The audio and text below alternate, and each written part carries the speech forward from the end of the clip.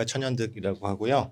인공지능 ELSI 연구센터를 운영을 하고 있습니다. 아시겠지만 LC, ELSI 개념은 그 휴먼 지놈 프로젝트 할 때 그 과학연구비의 일부 5% 정도를 인문사회 쪽, 그러니까 생명공학의 어떤 인문사회적 함의를 연구하는 그런 연구에 할애하도록 했던 그 개념인데, 당연히 이제 AI도 그런 인공지능 기술이 빠르게 발전하는 만큼 사회적인, 윤리적인, 법적인 쟁점들이 많이 있기 때문에 그걸 연구하기 위해서 설립이 되었고요.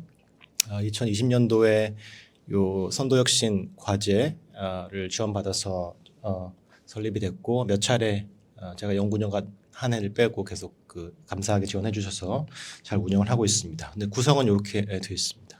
철학, 윤리학 분야 선생님들이 있고, 법학 분야 원래 이제 고학 선생님 계셨는데 지금 안 계셔서 중원을 해야 되나 좀 생각하고 있는데, 네, 그 법학 그다음에 사회과학, 그리고 이제 약간 사회학적인 과학 해석과 사회, 이런 선생님들로 저희 구성이 되어 있고요. 대학 중점 연구소 사업 참여하는 것도 있지만, 그 작년에 저희가 이제 수료했던 과제는 사실 이제 과학기술, 그 생성 AI 기술 개발 과제인데, 그 IITP의 R&D 과제 중 아시겠지만 그 세 개 중에 하나, 그 윤리성, 사회성 평가하는 그 과제에 저희가 그 이론적 배경을 제안하고 또 평가 기준 만드는 그런 작업을 같이 하고 있습니다. 그리고 좀 더 말씀을 드리면 이 LC는 사실 굉장히 광범위하고 뭐 법, 윤리, 철학, 뭐 그 인간과 기계 상호작용, 뭐 그다음에 또 폭넓은 사회문화적 쟁점들이 굉장히 많은데 저희가 다 할 수는 없지만, 올해는 그 편향차별 이런 걸 좀 중점도 해보면 좋겠다라고 한 생각을 해서 그렇게 제안을 드렸었고요. 그리고 저희가 하는 IITP 과제도 그것과 조금 관련이 되어 있어서, 이론적으로는 저희 센터 과제를 통해서 좀 하고, 실제로 뭐 데이터를 구축하거나 그 가이드라인 만들거나 이런 거는 그 ITP 과제에서 하고 이렇게 했던 것 같고요. 공개 세미나를 좀 꾸준히 해왔는데, 뭐 설명 가능성 관련된 주제로, 그다음에 공정성이나 편향성 관련된 주제, 그리고 책임성 있는 뭐 개발, 그다음에 responsible innovation이라는 개념이 또 있는데, 그런 책임 있는 혁신 이런 얘기를 좀 다뤘었고요. 그리고 하반기에는 뭐 좀 재미난 그 기획을 좀 했었는데, 그 아스텐스 나비랑 같이 뭔가 좀 해보려고, 원래는 요런 계획은 아니었는데 그 좀 뻔한 거 말고 좀 새로운 걸 해보자고 해서 공모전을 했습니다. 그래서 그 2050 미래인이라고 하는 주제로, 그 미래 사회 뭐 이런 얘기는 개념 많이 있지만 2050년에 사람들은 어떻게 살아갈까, 이런 걸 좀 상상하도록 2050년 미래인이라는 제목을 달아가지고 인공지능 시대에 우리가 어떻게 살아갈까를 좀 시나리오를 좀 모색해보는 그런 공모전을 했었고요. 그 나비에서 좀 지원을 많이 해주셔서 교내 공고하고 많은 공모작들이 있었고, 그 중에 6편, 그러니까 최우수작 1편과 5편의 그 당선작을 선정을 했습니다. 그래서 상당히 이제 흥미로운 작품들이 많이 있었고, 이 중에 그 일부는 저희 그 리포트에 이제 그 게재를 하기로 했고요. 그다음에 요거는 아주 우연한 기회에 제가 그 연이 닿아서 이세돌 사범을 모실 수 있게 돼가지고, 원래는 500동 모가물 그 작지 않은 데인데 거기서 개최하려고 했다가 신청자 수가 너무 많아가지고 28동 대형 강의실로 다시 옮겨서 했던 행사인데, 이 바둑 분야에서 이미 한번 우리가 겪었기 때문에 인공지능의 추월이 상당히 무섭고, 특히 인간의 지적인 능력과 창의성을 발휘해야 되는 분야에서 상당히 추월이 무섭기 때문에, 그 다른 이제 글 쓰는 분야, 그림 그리는 분야, 영상 만들고 이렇게 사람이 창조적이고 뭔가 상상력을 발휘하는 분야에도 그 추격해온 인공지능과 어떻게 더불어 살 것인가를 고민해 볼 수 있는 상당히 좋은 시간이었던 것 같고, 이 행사는 여러 지면을 통해서도 소개가 됐습니다. 그리고 저희 정기적으로 하는 이제 심포지움이 있는데, 여기서도 그 첫 번째 발표는 저희가 참여하고 있는 그 주관 기관이 이제 솔트룩스의 연구 책임자가 저희가 하는 컨소시엄 전체에 대한 소개를 했었고요. 그다음에 철학과 새로 오신 공인윤 교수님이 이제 AI 윤리 쪽에서 연구하시기 때문에 공정성 문제, 그리고 이제 법적인 쟁점들을 다뤄볼 수 있는 그런 시간이 있었습니다. 그리고 요 내일 모레 이제 하는 저희 국제 워크숍인데 7분의 초청 연사와 9명의 그 발표자로 이루어진 국제 워크숍을 이틀 동안 할 예정이고요.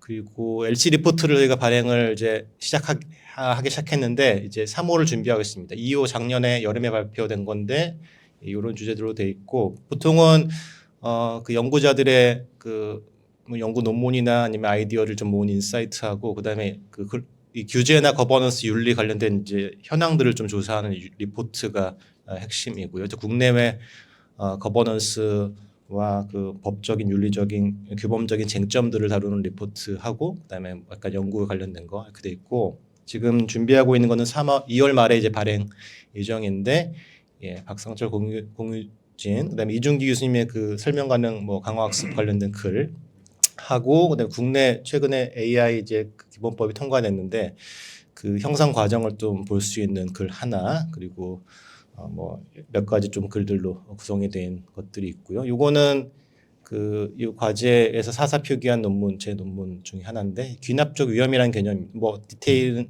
중요하다기보다는 인공지능 윤리가 왜 필요한가라고 할 때 그 뭐 기술은 쓰기 나름인데 왜 굳이 얘라고 하는 거에 대한 한 가지 이제 근본적인 고민은 이게 이제 과학은 가치 중립적이다라고 하는 거잖아요. 근데 그 과학의 가치 중립성에 대한 가장 중요한 비판 근거 중에 하나가 이겁니다. 귀납적인 위험이고요. 그래서 인공지능 모형이 일종의 추론, 예측, 분류하는 이제 모델인데 그 과학적 추론은 오직 과학적인, 인식적인, 그 논리적인 그런 규범에 따라서 이루어져야지 어떤 외적인 가치에 휘둘리면 안 된다 이런 생각들을 당연히 이제 할 수 있는데 문제는 과학적인 추론 자체가 그 귀납적이어서 이건 이제 어떤 간격이 있는 거죠. 결론과 증거 사이에 그걸 이제 인덕티브 리스크라고 합니다.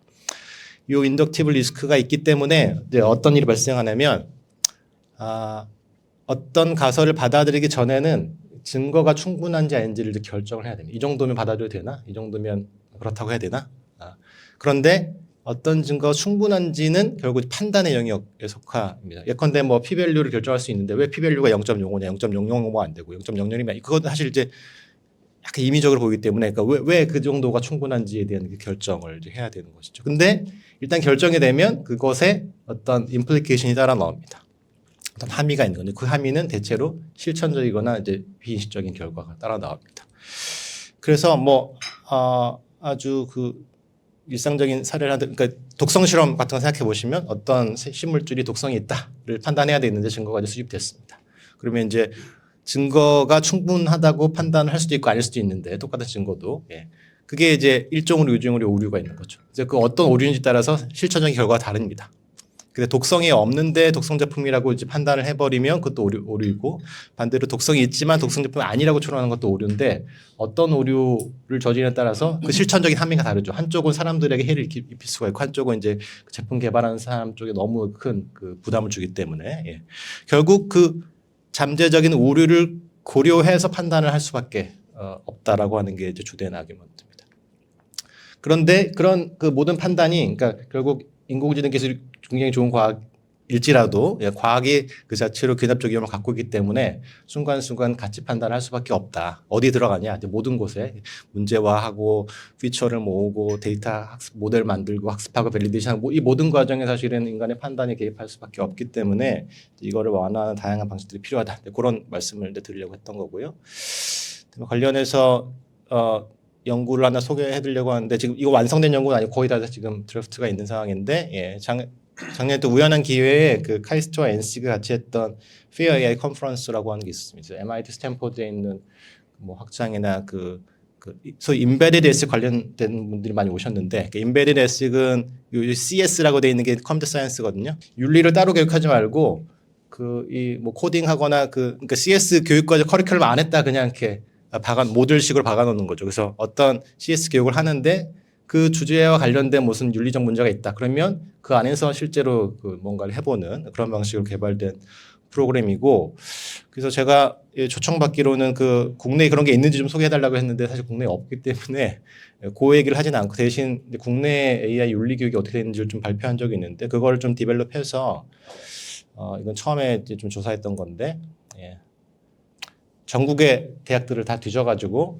어떻게 교육되고 있는지 좀 조사를 해서 지금 결과를 갖고 있습니다. 그래서 논문화하는 작업을 하고 있다 이렇게 말씀을 드리면 될 것 같습니다. 그래서 1년 동안 지원해 주셔서 저희 센터를 잘 운영할 수 있게 되었고 또 그 다양한 과제도 할 수 있게 되어서 예, 감사드린다는 말씀드리겠습니다. 예, 고맙습니다.